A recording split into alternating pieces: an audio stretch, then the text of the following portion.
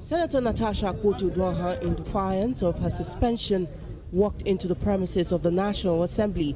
She walked alongside some activists, including Aisha Yesufu, after her vehicle was denied entry. The suspended lawmaker marched through the Mopo Gate in defiance of what she describes as political persecution. I said now our senator be this, so we no get another one. A heavy security lockdown had earlier been mounted around the National Assembly complex, with several personnel from the police, DSS and civil defense positioned at various entrances. Despite her persistence, Senator Akpoto-Uduaghan was stopped at the inner gates, sparking a brief confrontation between her supporters and security operatives.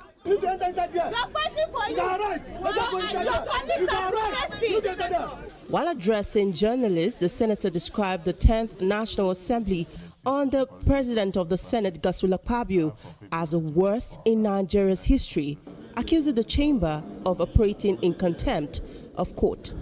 She insists that her suspension was fraudulent, alleging that the committee report used to remove her lacked proper signatures and due process, and also claims her removal was triggered by her petition on sexual harassment within the Senate. Because anything that contravenes the Nigerian Constitution is illegal, and the National Assembly cannot be greater than the Constitution. They're now coming down again based on the appeal. Akpabio himself cannot be greater than the courts, cannot be greater than the Constitution.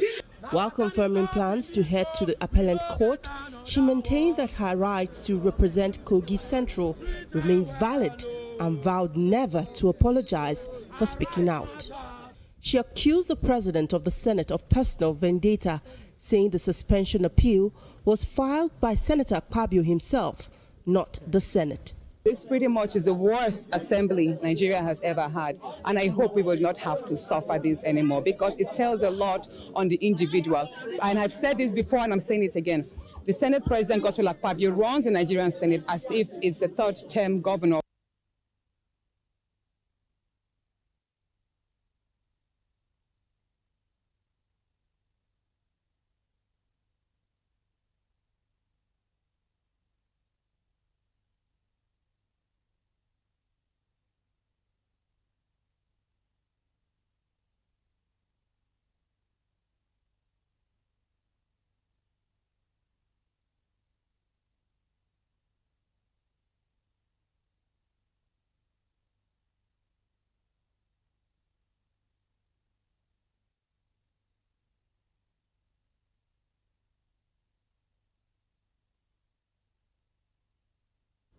Hello there, good evening, and thanks for joining us on Political Lens. I am Chukwu Makoro. We are broadcasting on Metro SL TV channel 264.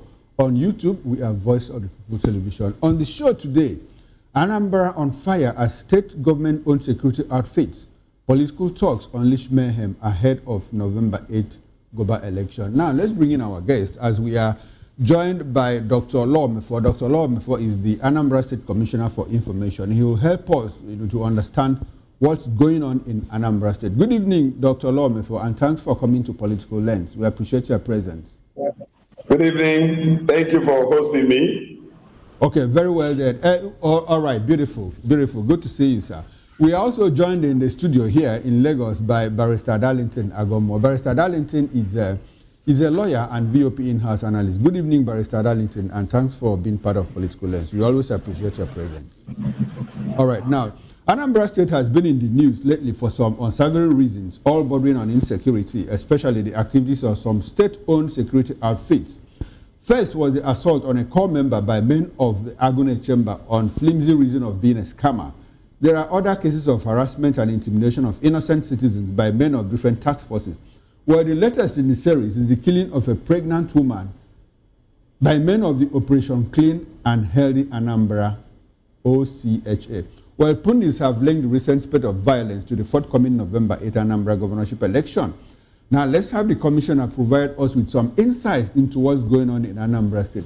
Commissioner, please take us through the state of things in Anambra, especially the state of insecurity. You know, when people walk through the streets of Onitsha, the streets of Oka, Ekulobia, Nnewi, And what do they feel? A sense of safety or palpable apprehension? Let us understand what is going on in Anambra State at the moment. Palpable apprehension. There is no insecurity in the magnitude that you are trying to convey to the viewing public. No. Anambra is remarkably safe. Okay. The two incidents you made mention of, the reference to, they are standalone, one-off isolated cases. That of the core member, yes, you rightly identified the group that went there. That's Govt-Owned. The local vigilante of the Oba community, yes, can be called Govt-Owned. They were the ones that undertook that operation. You know, Govt-Owned is the name, the new law, Anambra Homeland Security Law 2025, has given to Anambra Vigilante. So anywhere you see or hear Govt-Owned, you are actually referring to Anambra Vigilante. Operation Udogachi is different because it's an operation, a hybrid one, the security intervention made up of 6 security agencies. Our own Operation Udogachi is part of it. The police, the army, the civil defense, the DSS, even the Air Force. It's all part of Operation Udogachi. You know, so you can see that there is a distinction between the two. Okay. Govt-Owned operates at 3 levels, the state, the local government, and of course the law that I quoted.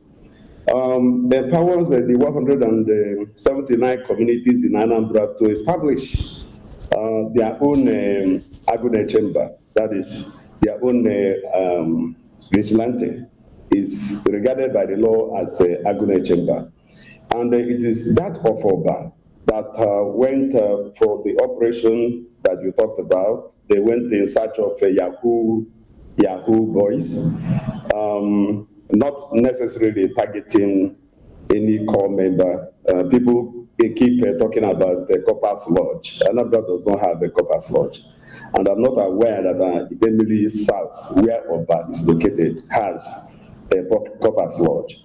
You know, so it's just coincidentally that some coppers live in that building. The building is not inhabited only by core members. So why I make this point is to disabuse the minds of some people going by some narratives that the coppers lodge was invaded. No, it's a place where some coppers are also living. That point is very important. Okay. Now, that of Onitsha incident that happened on Tuesday, I issued a statement, and I believe you saw it. What happened is, you know, we have a body called Operation Clean and Healthy Anambra, aka OCHA Brigade, and their duty is a statutory one, is to keep Anambra environment clean, the human habitation, the markets everywhere. What that means is that their mission at Onitsha main market, particularly Bright Street, was legitimate. Some people that leave the demarcations, the shops, and everything to trade on the road, they refused to leave there, so enforcement became necessary. Here, let me make one more point. You know, OCHA Brigade, they do not bear arms. No, they don't. They are a sanitation agency, environmental sanitation agency. So when they go for enforcement, they have to rely on agencies that bear arms. And what happened at Onitsha 2 days ago, it was similar, typical of their operation, but this time they relied on the security of Onitsha main market itself. Onitsha main market has its own vigilante operations, and they were the ones that accompanied the OCHA Brigade on that enforcement exercise. And unfortunately, there was some altercations and possible confrontations, and shots were fired by the security operatives that were assisting Ocha Brigade. And they are on the Channel Market security operatives, because Ocha does not maintain a standing security arm of itself, since it is not permitted by law to bear arms. So this point is important. And what happened was unfortunate, regretted. We cannot take the course. It is on the Channel Market security operatives that fired the shots, and therefore not take vicarious responsibility. Yes, because they were helping Ocha. Yes, they were helping Ocha, and therefore what they did in that instance, robbed the of us. So it's not quite correct to say that Ocha Brigade, the Ocha Brigade operatives fired shots. They don't bear arms. I don't know if that point, is okay. All right, beautiful. Commissioner, it's good to clarify that you said that I painted a picture of the magnitude of insecurity. It's not me that is painting the picture. It's out there in the public. People are saying, look, what's going on in Anambra State? There seems to be, and I ask, when people walk through the streets, is it some sense of palpable fear or what? And you said, no, it is not that much. But, I mean, if you go on social media, a lot of people are complaining. Anambra State seems to have been enveloped again by insecurity as a result of the elections coming in. But we are going to talk about all of that. Now, before we come to the studio to take the barrister's view, I would like for us to make few clarifications. Now, you said that the Ocha Brigade that went on that duty, that it was legitimate. The head of Ocha Brigade, Mr. Anambra, said that they were not authorized on that very assignment. Didn't you hear that from him? What? The head of Ocha Brigade, Mr. Anambra, you know him. Yes. Yes, he said that that particular operation was not authorized. By who? By him, by his office. I mean, he's the head of that brigade. That's his statutory right. So I just told you how operational clean and healthy Anambra operates. Okay. That's what I told you. Okay. So I'm not the one to authorize their operations. It seems Commissioner, I just told you that Anambra himself said that that particular exercise was not authorized by him. And you said that it was legitimate. So which one do we take? Who do we believe, you or the head of the brigade? Listen, Operation Clean and Healthy Anambra is to keep all places in Anambra healthy, including on the Channel Market. Okay. Yes, so their business there, could be legitimate. Authorizing an operation is one thing, and an operation being a legitimate operation is quite a different thing. You need to see a demarcation, a distinction between the two. Because it should not be seen as if main market is not within the place Ocha Brigade is supposed to keep clean. That's the point I'm making. The place is to be kept clean, so it is within their legitimate responsibilities to carry out such cleanliness.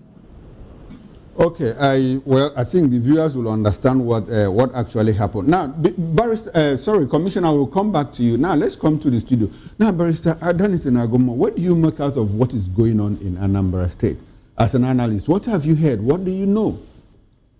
What I think here is a political game. Some people want to put spanner in the works for Professor Soludo, and I've advised him to look in ways. Those people that are stirring all these ambers of war and insecurity, he should rein them in.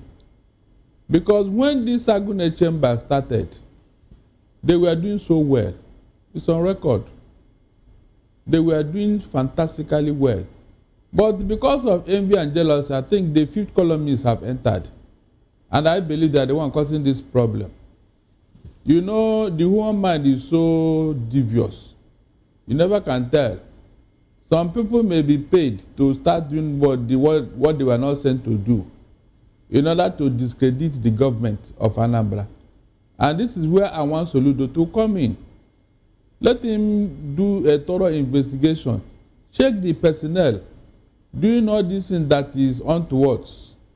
Because I cannot believe that somebody who was sent to go and secure a place will go there and start stripping people naked, start acting like a thug, you know, start behaving as if it's the law unto himself. If there's any infraction, arrest it, then hand over to police for prosecution. Not you, you know, nakeding people, going to marketplaces, causing mayhem, they are shooting in the air and all that. I don't think Soludo is behind what is going on. No. Rather, I believe that people are trying to spoil his good works as the election is coming nearer. This is why he should now look in west. Okay.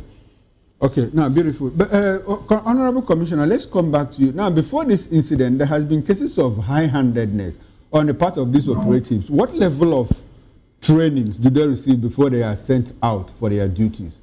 There was a certain time, and one community in, I think in Anambra Central, Ibuku or where a group of people were supposedly murdered by these men of the operatives because they were holding just a town's meeting and they were touted to be, you know, terrorists and all of that from a neighboring state. What level of trainings do you give them before you unleash them to society to go and keep the peace? What you said never happened in Anambra to begin with.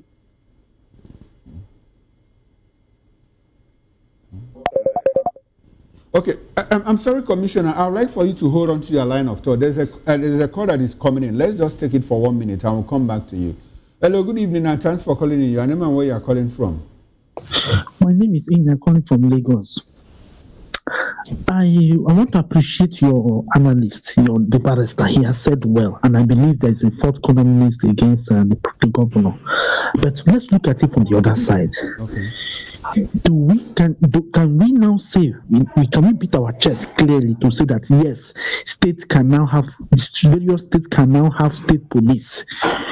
That is where I want to look at. Can the state now manage state police, knowing that this state police can easily be used to ferment trouble? So that's where I'm looking at it, that Nigerians, we are not yet ripe for state policing. And sorry that, as your barrister said, the fourth colonists are really using this against Soludo. But I tell you, just as I remember what I said earlier, that Soludo will win with a massive slide, not even with a landslide. So the issue now, it can win with this trend of events, support state police. Thank you. All right, thanks very much, Engineer, for calling. We appreciate your presence. To you, Honorable Commissioner, thanks for your patience. Please land on your thought. You said the incident I just talked about never happened. Never. Members of government security agency attacked people holding meeting and killed them. That's what you just said. Never happened. Okay.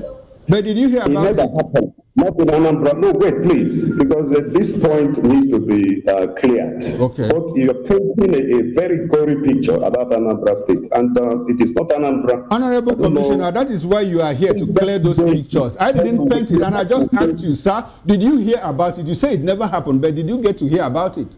Even if it was fake. It has to be clarified. Okay. This is a live interview. And you said, you asked the question, what level of training do we give to these people? That there was an incident of people being massacred by security agents of Anambra State. Was that what you said? Exactly the point. Nothing like that ever happened. Okay. So let me tell you, listen, please. At Ogoji some months ago, yes, about 12 people were killed by unknown gunmen. It was never traced to Operation Odogachi. You are a journalist, so do a bit of research. And the police issued a statement. They even made some arrests. The arrests they made never included any member of the Anambra State security outfit, either Operation Odogachi or Abinaya Chamber, or any agency of Anambra creation. None, nothing like that. It was a town, a town union, a meeting, the internal squabbles from what we read from the police, and they were attacked. One faction brought in unknown gunmen. It's not Anambra security operatives that they brought.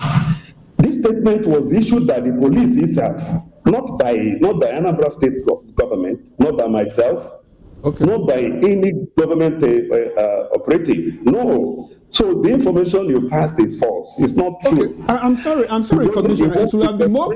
Excuse me, Commissioner. It will have been more convenient for you to say that your men were not involved, because you just confirmed that the incident I talked about took place. Yeah. It will have been more convenient to you to say, yeah, men were not involved, that it were unknown gunmen, rather than for you to say that I painted a false picture, and you just confirmed that the incident happened, but your men were not involved. Of people involved in town union meeting by security operatives of Anambra State government. Nothing like that. Okay. There is no such thing. I stand by my statement. It's something that somehow related to what you talked about. It was by unknown government. Okay. That was the statement made by the police. Okay. It's not by Operation Udoga, it's not by Agri Chamber, it's not by any agency created by Anambra State government. And you're saying I confirmed what? How have I confirmed it? Confirming it means that some of our operatives attacked a town union meeting and killed some people. No, Honorable Commissioner, you confirmed that the very incident I talked about actually took place, but your men were not involved. That is a better picture. Commissioner, can we go on, sir? I think the picture is clear there. The picture is clear. Can we go on? Can we go on, sir? The picture is clear. Please, listen. If you want me, I can leave this interview. I didn't confirm anything. Barrister, sorry, Commissioner, the incident I talked about, your men were not involved, right? To me, I will not allow you to get away with this. You cannot say our operatives attacked a town union meeting and killed people. Okay, but was there any incident where people in a town union meeting were killed in Anambra State? That was not your question. That was not your question. It was not your question. Your question was that our operatives killed people in a town union meeting. And that is what I am saying never happened. Okay. Honorable Commissioner, can we go on with the conversation, because people understand what actually happened? Until you take that back. Honorable Commissioner, I'm sorry, I will not take that back, because you just confirmed that that incident happened, but that your men were not involved. Well, tell the world what you want, but let the world know you're lying. Goodbye. Okay. Unfortunately, the Honorable Commissioner for Information of Anambra State is unable to provide clear picture of what happened. I think he just built the conversation, and we have the barrister here, and we can continue with the interview, with the conversation. Barrister, yes. I think you saw what happened. That is unfortunate. Quite unfortunate. A spokesperson for a government cannot behave like this. I mean, what is there to say? No, what you said, this is what happened. Just like we are telling him. He said that unknown government killed some people. And what is lie there? The fact remains that there was an insecurity situation. All you needed to separate, and you are telling that they should withdraw that back. I mean, if nothing like that happened at all, that's when you cannot say, okay, withdraw back. But something happened, whether it is your men or unknown government, the fact remains that something happened. And you just told us that your men were not involved. You said, okay. I mean, it's very clear. It's common sense. So, anyway, that's it. You said we should withdraw it back. On what ground would that happen? Since there was an incident, an insecurity situation. That your men were not involved. Anyway, Barrister, let's move on with the conversation. Now, let's talk about what happened. Yesterday, INEC recognized the ADC, the David Mark-led interim national committee of the ADC, as the authentic. But a certain Nafiu Bala went to court to challenge it. And unfortunately, the court didn't grant that request. An ex parte motion that he asked for, the court didn't grant it. Now, what do you think will be? Do you think that the fight for the tussle in ADC, that the leadership tussle is over? As long as the court has shut it down, according to you, but the last time I checked, or the last time I heard of this situation, they said the court granted their ex parte motion that the Mark and Co cannot take over. So I don't know exactly. Maybe by tomorrow the picture will become clearer. But one thing I know is that they said that the Federal High Court refused David Mark, Aregbe Shola and co. from taking over the leadership of ADC. That was what I heard. So I don't know. No, Barrister. I think there's a news report out there that the ex parte motion was rejected, and the court fixed September 15 for hearing. Okay. For hearing. That's what happened. Okay. But beyond that court, the ex parte motion that was rejected. Now, do you think that with what Bala Nafi is doing, do you think that the trouble is over? It's over. As long as INEC can recognize them, it's over. But he's gone to court. Court can tell INEC to retract. No, the court, on what ground? Because this is the internal matter of a political party. The court cannot interfere. I hope you know that. The court based on the Supreme Court judgment. Yes, it's outside their jurisdiction. So that's what I'm saying, that those guys are wasting their time. As long as a leadership has been in place, and then INEC recognize that leadership, every other thing is null and void. That guy just want to go on a frolic adventure. He just want to go and exercise a right that is not there. I mean, if the leadership, you are not the chairman, you are not the secretary. So on what basis are you going to court to challenge the leadership of your party? On what basis? Raf Nwosu is known to be the chairman of ADC before David Mark came in. And Nwosu have never challenged the present leadership.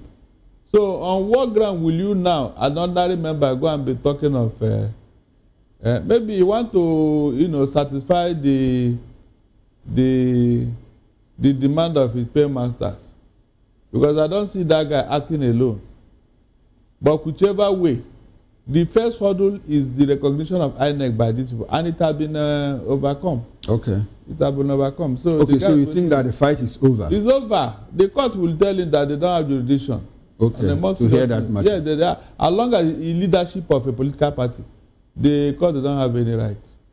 Okay, all right, Barrister. Now let's stay within what is going on in the Senate. The Senate may be heading for a turmoil and unavoidable showdown with the opposition People's Democratic Party, as the party has condemned what it described as a deliberate plot by the leadership of the All Progressives Congress, APC, the controlled Senate, to prevent Senator Natasha Akpoti-Uduaghan from resuming her legislative duties after serving a 6-month suspension, and insists that she must return once the Senate resumes. Now, in a statement issued on Tuesday, that's the day before yesterday, by its National Publicity Secretary, Honorable Debo Ologuagba, the PDP faulted the directive from the clerk of the National Assembly, barring the Kogi Central Senator from returning to the Red Chamber.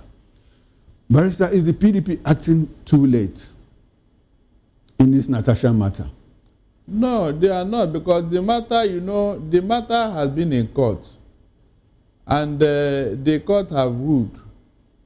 It behoves on the senior leadership to obey the court order, asking this woman to return to her duty post. But Akpabio, for reasons best known to him, the last time I checked also, I know that Akpabio is a lawyer. Okay. I don't know why he cannot interpret a simple judgment of a court, and how he cannot understand some legal matters, the limit of his powers. There are two issues here. The suspension expired. The suspension have nothing to do with the matter in court. It has expired. The woman has sat it out. So whether there is a matter in court or not, the court did not even say the woman should not return. You are the one imposing this order on her, and that is where the illegality comes in. I have never heard where they will say, look, let me tell you what these people are, and it is quite legal ignorance. You can only say, let the status quo remain. If you are dragging a property, something movable, you claim that this land belongs to me, or something movable or movable, but it has to be an object. You are in court because of that object, either a building, a land, or something. The court will say, look, both of you let the status quo remain. That means none of you should tamper with that object until the determination of the true owner. That is where the status quo remains. But in this case, this has nothing to do with any object. This is a duty, a responsibility that somebody ought to perform for his people. Okay. The court cannot even say Natasha cannot go back to that Senate. It's not possible. Okay, listen very well. Whether the Senate is hanging on to that appeal court or not, there is no way the appeal court will tell Natasha, don't go back to the Senate. It can never happen. So whichever way the matter goes, Natasha will always go back to the Senate. So all this idea of waiting, because if she go back to the Senate, it has not tampered with the object of appeal. The object of appeal, the woman is challenging the legality of her suspension, because there is a house rule which Akpabio contravened. They said 14 days on their own. Now you extended it to 6 months. You are going against your own. Barrister, you are speaking as a lawyer and you are talking about the legalese aspect of it. Now I'm talking about the political. When this thing happened, do you think that PDP was forthcoming in defending Natasha? Why not? They did. What did they do at that time? They were cautious because the matter was in court. I don't see any other thing they could have done. The matter was in court and the Senate went ahead to suspend her. What would they do? They are the majority. What do you expect PDP to do? Okay. All right, Barrister, I'd like for you to hold on to your line of thought. There's an incoming call. Good evening and thanks for calling in. Your name and where you are calling from. Yeah, good afternoon, Mr. Okoro. Barrister Darlington. Yes, I know this voice from Chicago. Yeah, to the Chicago. Barrister Darlington, we are waiting for your birthday. Why on Mr. Okoro today, I give you a respect today. I respect you today so much. You stood on your ground. Your father born you. Exactly. You're a man of yourself. Exactly. I don't know the man. If I am the governor Soludo, that man is leaving the office today. I'm telling you. He has embarrassed that governor of Anambra State. It's total embarrassment. He didn't do well. Total embarrassment. The incident that happened, you said it, and you told him that. You just said my people were not involved. That's all you need to say. It's very simple. They should withdraw it. It didn't happen. It happened.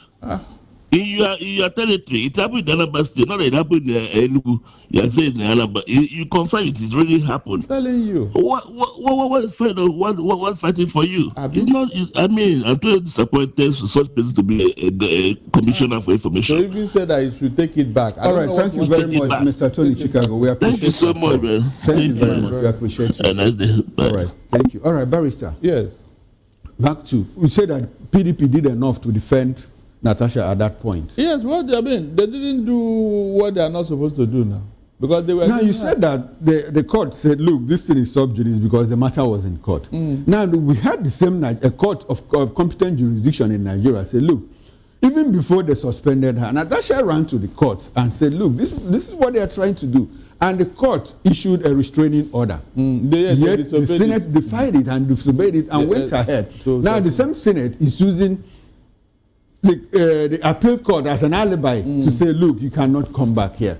So at that point, what is the proper thing that the PDP should have done? The PDP hierarchy, the PDP leadership, because it looks like they were not forthcoming then. They didn't do much to protect one of their own. What were you expecting them to do, Mr. Okoro?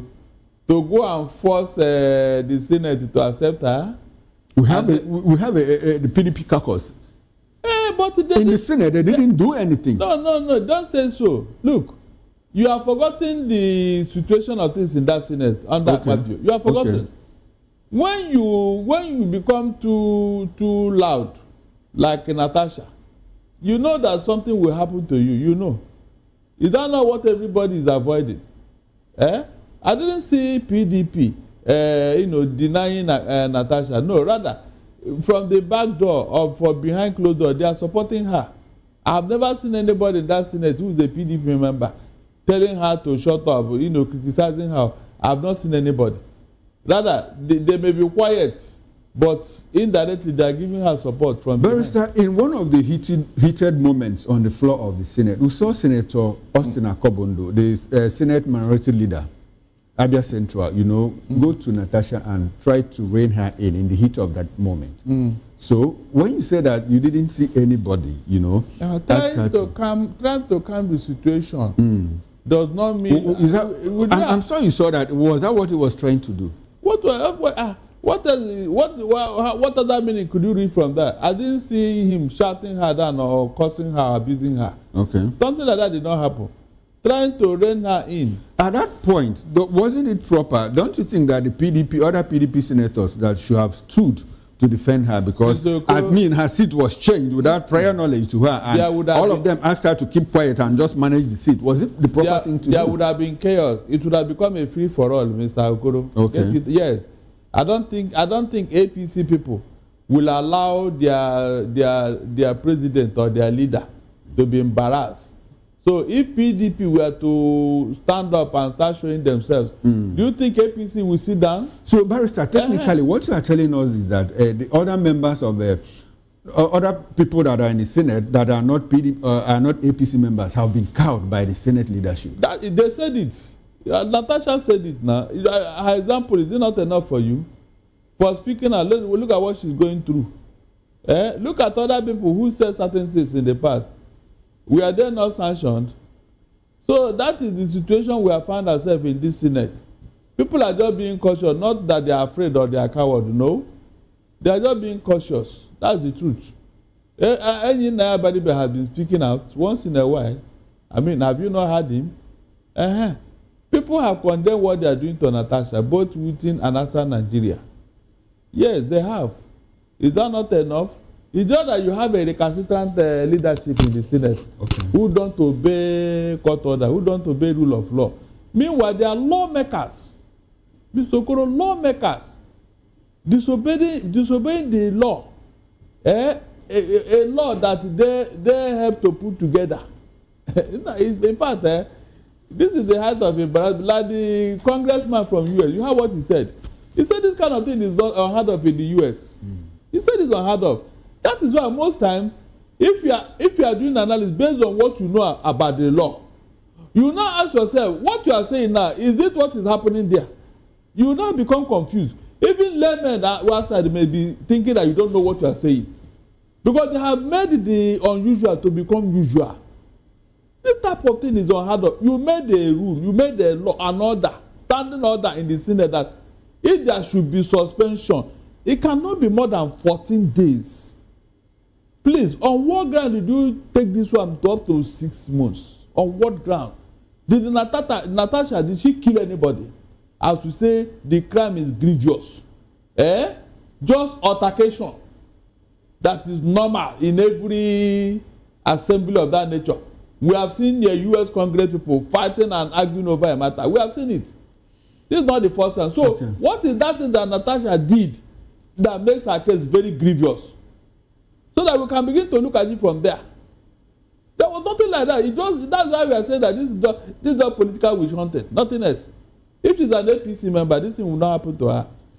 Okay, all right. Now, Barrister, let's move on, because in a separate development, still in the National Assembly, the Speaker of the House of Representatives, Tajudeen Abbas, seems to have run into trouble waters with the powers that be, as he was made possibly pressured to take back his comments on the alleged excessive borrowings by the Tinubu administration. Now, Abbas had on Monday at the opening of the 11th Annual Conference and General Assembly of the West Africa Association of Public Accountants Committee, WAPAC, at the National Assembly, Abuja, said that Nigeria's debt under President Bola Tinubu had reached a critical point and called for urgent reforms in borrowing practices and parliamentary oversight. Well, but in a sudden twist, Abbas has practically eaten his words when a few hours later he made clarifications about what he meant to say and not what he said, which was quite clear and unambiguous to the audience and Nigerians. Now, political pundits believe that Abbas was pressured to recant because he caused the government incalculable embarrassment by his outburst on the fiscal responsibility of this government. Subsequently, rumors have it that the presidency is quite uncomfortable with this position and allegedly making underground plans to remove him from office. Of course. Now, this hasn't been confirmed, but the whispers are getting louder prompting Nigerians to question the independence of the National Assembly. Now, Barrister, Tajuddin Abbas seems to be sweating right inside air-conditioned rooms now. He says that the president has borrowed excessively and in a matter of hours had to recant to say, this is what I meant to say. Do you think he was pressured to recant? Of course, he was. In fact, there are things that he added to that statement. He said that there is no transparency and accountability on the borrowed funds.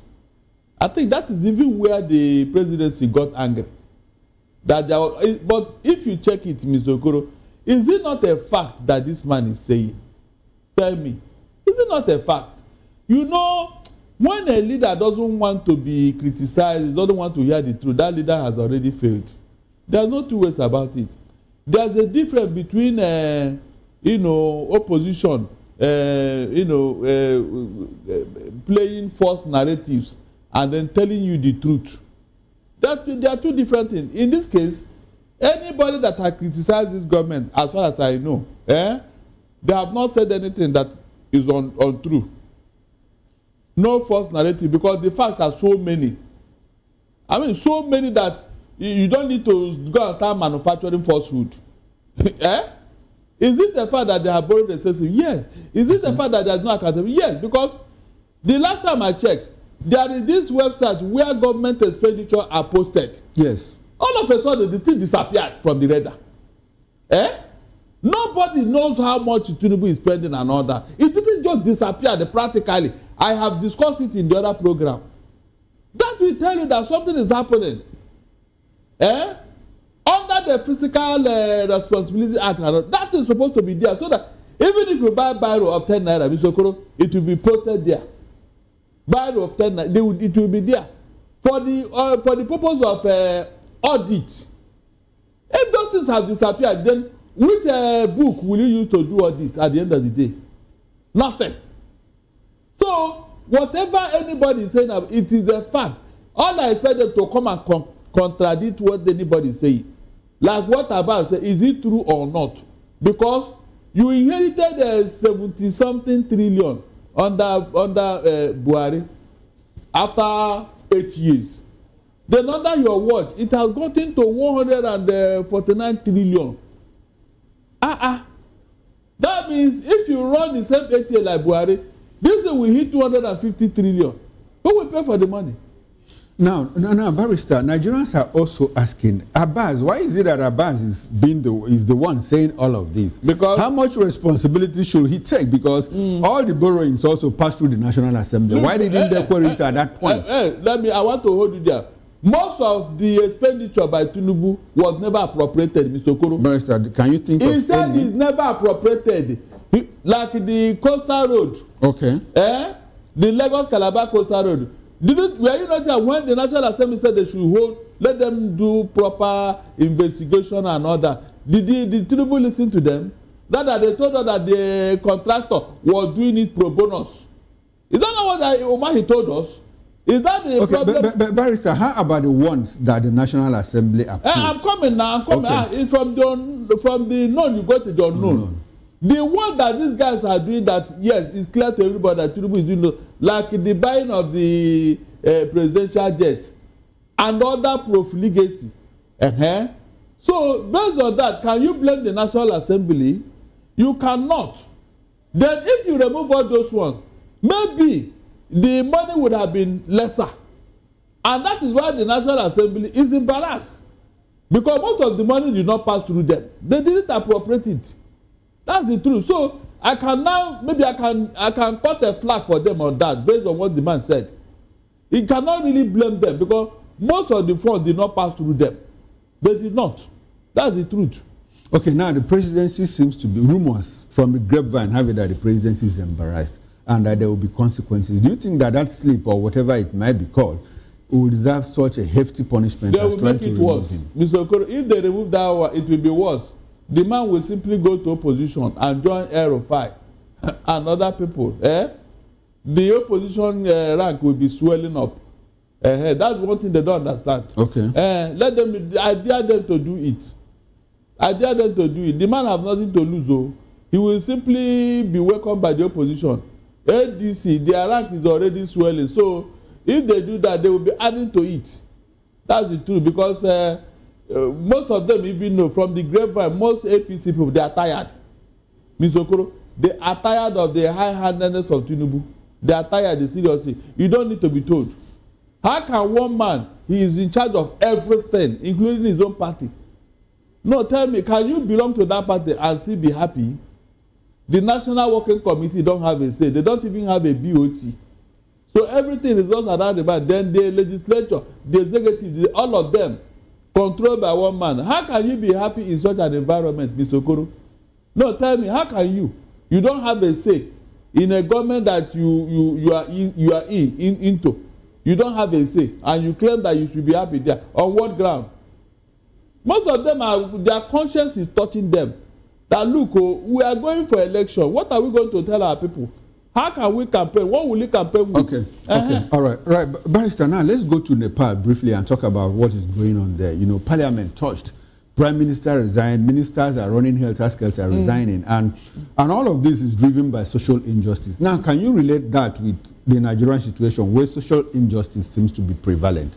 Do you think that Nigeria has reached a tipping point where something like that might happen? Yes, it will. Except what? It might happen unless the government does something. Look, something must start in one day. Ms. Okoro, you see that thing, it had never happened before. It will happen one day.